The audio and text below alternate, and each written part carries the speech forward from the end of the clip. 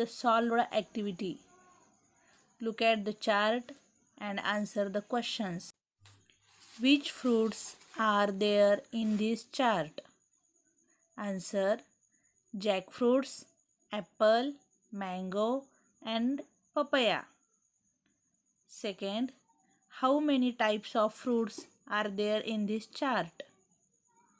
There are 4 types of fruits.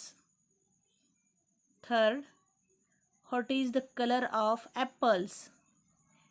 It is red. Look at the chart and answer the questions. Which flowers are there in this chart? या तक्त्यामध्ये कोणती फुले आहेत? Rose, lily, lotus. How many flowers of each type are there?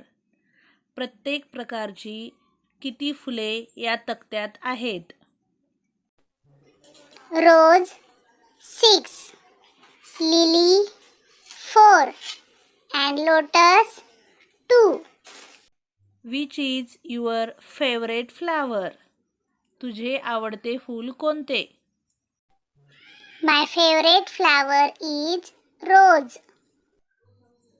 Very good.